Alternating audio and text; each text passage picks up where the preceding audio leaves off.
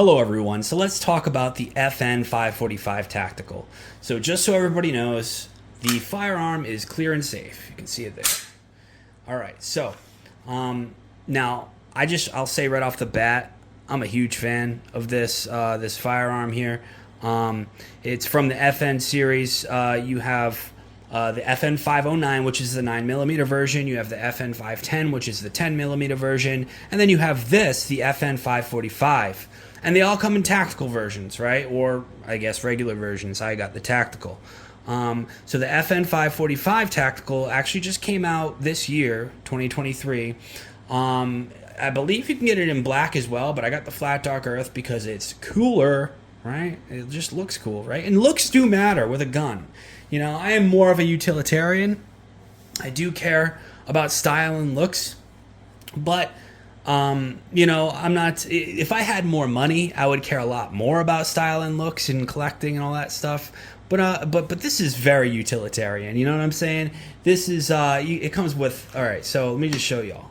This comes with an 18-round magazine, 45 ACP. I mean, you just cannot beat that, right? And of course, the magazine isn't flush, so you stick it in, right? It is an extended mag, but you know what? This is for home defense. I don't plan on carrying this at all, so I don't care. You know, give me an extended mag. I'll put a 33-round mag in that thing if I could. Well, maybe not that much, but I think the 18 is actually perfect. And then it comes with a 15-round mag. You can see here. That's almost just about flush. So I think it's beautiful. I think it's an amazing firearm. It feels perfect in the hand. It feels like it's high quality, well made. Obviously, it's got all the goodies here. You got the tactical threaded barrel at the end here, right? You got the tactical threaded barrel. Throw a suppressor on there. You've got suppressor height night sights, right? Tritium night sights, which are awesome. I mean, it just. I mean, I don't know. There's something about these sights, and everybody seems to say the same thing. There's something about these sights that are just really pleasant to look down range with. I don't know, something about it. But obviously there's suppressor height too, so you can put an MOS on there. So it has the MOS sort of adapter here, and it comes with a bunch of different plates and different types of tools. And this is all factory. And it comes with this awesome, by the way, this I don't know if you guys can see it, like this bag. It's just beautiful, right? It has like zippers and stuff to keep everything in it. And it comes with, the 15-round and an 18-round magazine. Like, you can't beat that. With the 45? Come on.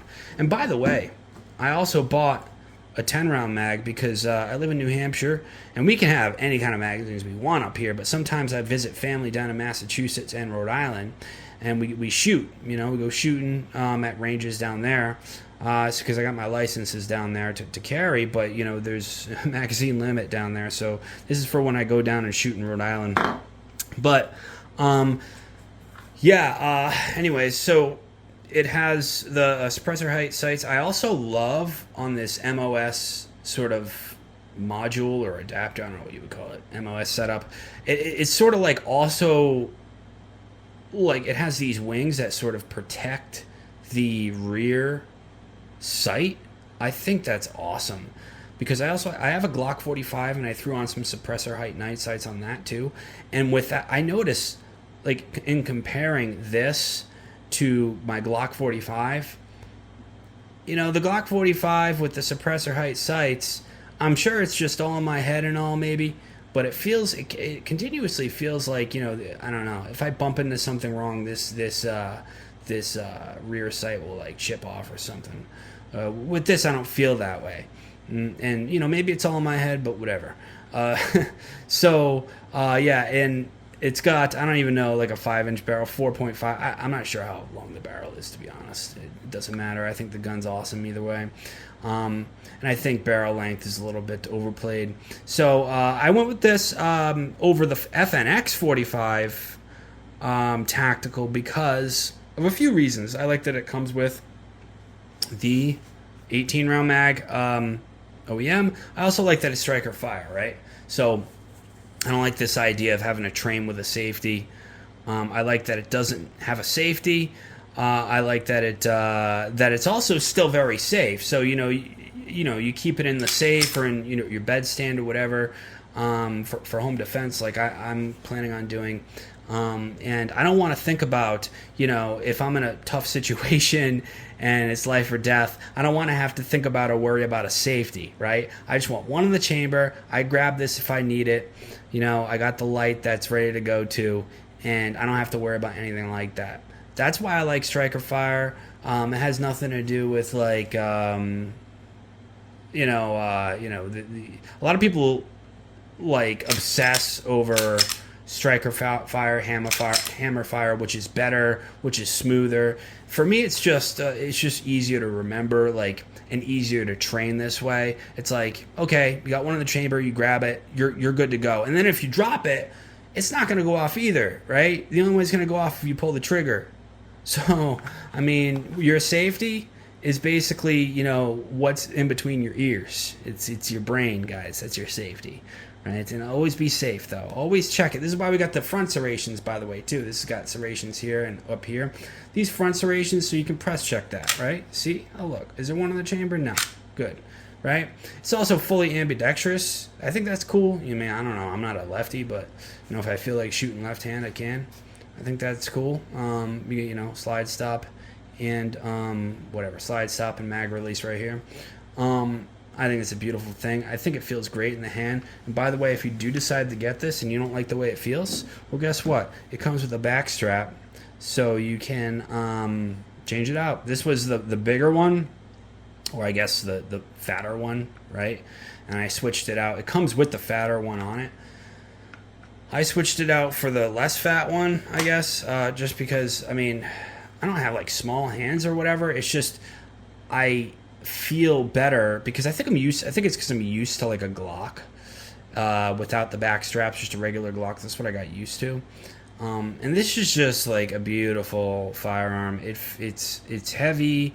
It feels like it's well made. It feels high quality. The serrations, by the way, these really do catch on to your hands. Like, it's so easy to press check. It's just like boom, right? It's great.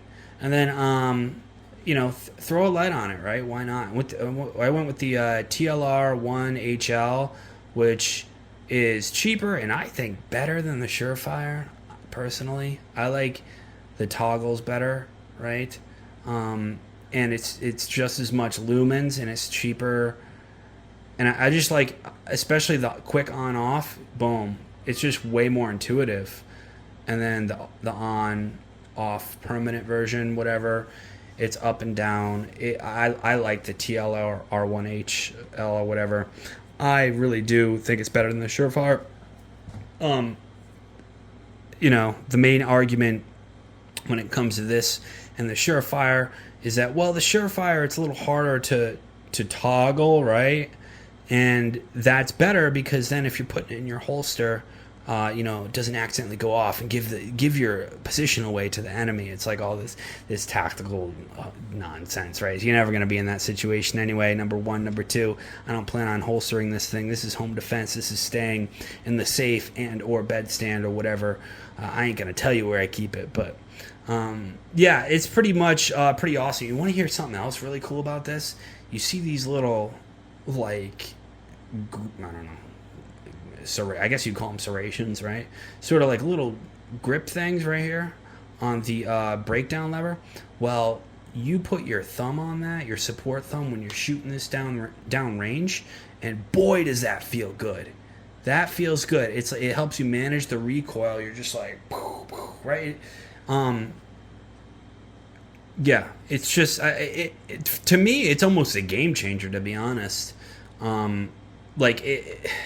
I don't know, there's something about it that, like, in your hand, having your thumb being able to grip this and manage recoil better, where when your pistol's going bomb bomb and your support thumb's able to do that. And by the way, the trigger, I've heard some people complain about the trigger. So I will say about this trigger, at first, on some of these models, or whatever, when you get them, it does feel a little gritty at first, right? But once this breaks in, and there's different ways you can actually get rid of that grit too. There's a little. I'm not going to go over it in this video, but if you look it up on YouTube, you'll see there's a couple different methods you could do. What I just did, there's like a sharp part of the barrel if you break this down that you can file down a little bit, and it helps with the grit. But yeah, this is after a bunch of dry fires. The grit, there's no more grit. This is an amazing trigger, I think. And at first, when I first saw it too, I was a little iffy about this hinge trigger thing because the M&P, series had this too, and I believe it still does have it with their stock trigger, and theirs is awful. And I had it for a while, and I hated it, and I sold it right away. But this is so much better that you don't even notice it, right? And the trigger is just amazing. So if you see, oh, there's the reset. Yeah, you see that? Isn't that cool? Yeah, boom. And so let me just show you guys one more time. So you got, and you hear that? It's like, oof, it's like breaking bread.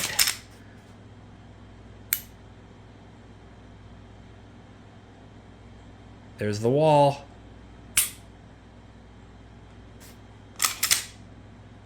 Reset. Oh, you hear that reset? Oof, oof. Oh boy, I love it. Anyways, yeah, this thing's pretty sweet. And the grip is nice. He's got this nice texture to it. I just love it. I love it. And one of these days, maybe I'll throw an MOS up there. Maybe not. Maybe not. Maybe I will. Right now, I'm kind of broke, so I don't know. Maybe not. But it's just awesome. You could throw. Obviously, you got the threaded barrel. I don't know if I mentioned that yet. Threaded barrel. You could throw a suppressor on there. Here in New Hampshire, we can get suppressors, but you still got to get that tax stamp. And it takes like a year to get, which is ridiculous. But I think I'll eventually do it and throw a suppressor on this bad boy. I mean, how can you go wrong? So yeah, that's it. Let me know what you think. Drop a comment below. If you don't already know, subscribe. We're gonna grow this channel, and we are going to show y'all the best of all the best guns and coolest stuff in the world. That's what we're gonna do. Yeah. So let me know what you think. Keep your head up, stay real, and no fear.